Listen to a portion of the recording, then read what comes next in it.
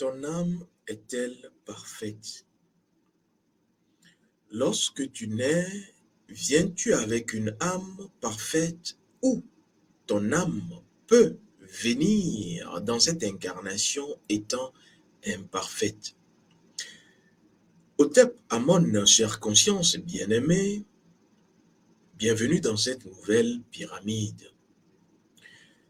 Lorsque tu traverses des problèmes dans tel ou tel domaine dans cette existence, et que tu cherches les solutions sans les trouver, quels que soient les problèmes, quelle que soit leur nature, lorsque les problèmes persistent, malgré les solutions, les approches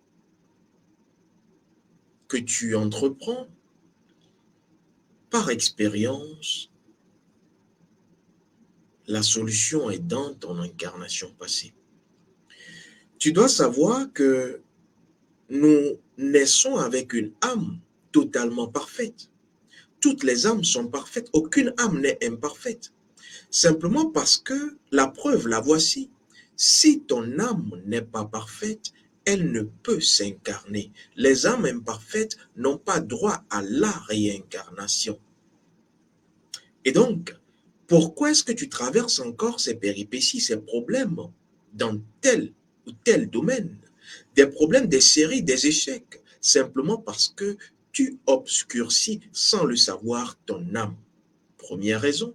Deuxième raison, simplement parce que, de par ton incarnation précédente, il se peut que tu traînes des manquements, des actions non achevées, parce que dans l'autre incarnation, tu avais une mission, mais l'as-tu parachevée? As-tu fait tout comme il se devait? Et dans cette incarnation que tu vis, ton âme supérieure pourra t'envoyer des informations, des alertes pour que tu puisses justement résoudre cela, parce que c'est une suite. Je vais aujourd'hui te dévoiler un secret, surtout l'élément qui est lié à l'âme inférieure, parce que nous avons deux âmes, il faut toujours le savoir. L'âme supérieure est ce qu'on va appeler souvent l'âme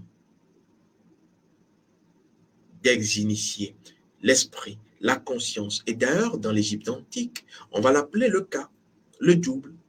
Mais l'âme inférieure est reliée à la matière. C'est cette âme qui reçoit les informations charnelles, surtout les émotions, les sentiments et tout ce qui sera bagage lourd de l'âme, les blessures d'âme, les chocs émotionnels sont contenus dans l'âme charnelle. Et l'âme charnelle a un élément qui le lie, c'est le sang. Je vais convoquer Lévitique 17 et tu comprendras mieux pourquoi est-ce que le sang est un élément à savoir manipuler. Verset 11. Car l'âme de la chair est dans le sang. L'âme de la chair est dans le sang, dit Lévitique 17. Alors, cela voudra dire qu'il y a une autre âme, l'âme de la chair. Alors, quelle est l'autre âme qui n'est pas dans le sang? Puisque l'âme de la chair est dans le sang. Lévitique poursuit.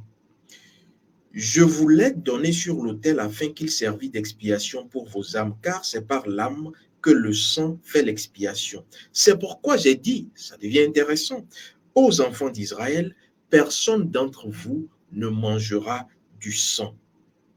Personne d'entre vous ne mangera du sang.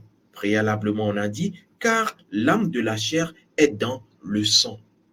Et donc, qui mange du sang, mange son âme. Qui mange du sang, mange son âme. Lévitique dit, c'est pourquoi j'ai dit aux enfants d'Israël, personne d'entre vous ne mangera du sang. Et l'étranger qui séjourne au milieu de vous ne mangera pas du sang. Si quelqu'un des enfants d'Israël ou des étrangers qui séjournent au milieu d'eux prend à la chasse un animal ou un oiseau qui se mange, il en versera le sang. On ne veut pas le sang. Et il couvrira de poussière ce sang.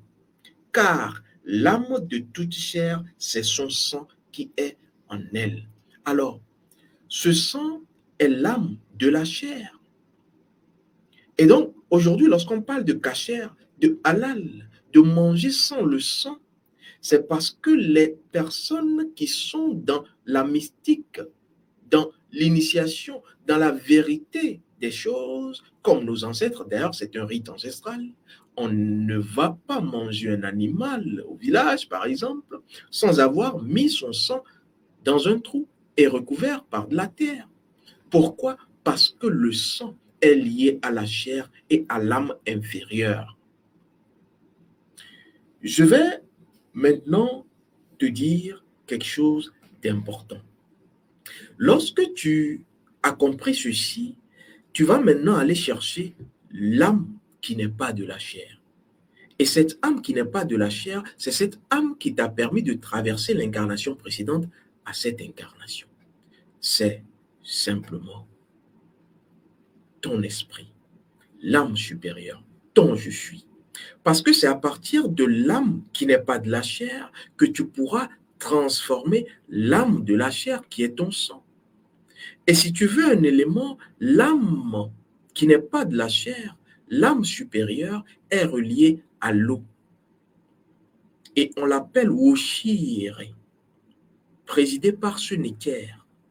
Et donc, in fine, aucune âme n'est imparfaite, mais s'il t'arrive d'avoir une zone sombre, une nuit sombre de ton âme, c'est parce que tu as mal utilisé l'âme inférieure. Tu l'as peut-être souillé, ton âme inférieure, par ce que tu as mangé, par le fait que tu as manipulé du sang sans savoir comment justement prendre garde, parce que lorsque tu manges avec et qu'il y a du sang dans je dirais, un repas, cela souille ton âme, parce que c'est l'âme inférieure. Maintenant, qu'est-ce qu'il faudra faire? Il faut aller simplement rechercher l'âme supérieure. Et cette âme supérieure, c'est ton je suis. Et donc, la majeure chose à faire dans cette incarnation, c'est retrouver ton esprit, ton âme supérieure. Et donc, le fait de retrouver cette âme supérieure te permet non seulement de comprendre ton incarnation précédente, qu'est-ce qui n'a pas marché, et surtout d'avoir les trois clés qui sont en même temps des rites. La première clé est la clé de protection de ton âme. La deuxième clé est la clé contre les persécutions de tous ordres. Et la troisième clé est la clé de purification de ton âme. Chaque âme a ces trois clés. Et j'en ai déjà parlé dans la classe dédiée à cela, lorsqu'il s'agira de retrouver les potentiels de ta famille, surtout en matière de réincarnation, le potentiel de réincarnation familiale. Tu peux savoir quel est l'ancêtre qui t'a cédé ces dons. Et en allant chercher cela, tu pourras également savoir facilement qu'est-ce qui n'a pas marché et comment corriger cela. Pour finir, il faudra savoir que lorsque tu arrives à découvrir ton soi supérieur, ton je suis intérieur, tu permets à tout ce qui est charnel, tout ce qui est ton âme d'être pur. Seul le je suis intérieur, seule l'identité spirituelle, seul ton cas, ta conscience, ton esprit te permet de modifier les informations de ton âme. Inutile de dire j'ai des émotions, j'arrive pas à les gérer, parce qu'en réalité, à partir de ton âme inférieure, tu passes toutes les informations à ta descendance, à tes enfants. Voici pourquoi on dit souvent jusqu'à la 7e génération, parce que tout cela passe. Et donc, tu pourras modifier les informations de ton âme inférieure simplement à partir de ton âme supérieure. C'est ça la spiritualité. Voici ce que j'avais à te dire. Nul besoin de croire qu'il y a des âmes imparfaites. Ton âme a toujours été parfaite. simplement que tu l'as souillée, et donc la rendre pure, c'est retourner à l'âme supérieure, à l'âme qui est le corps de Woshiri. À très vite.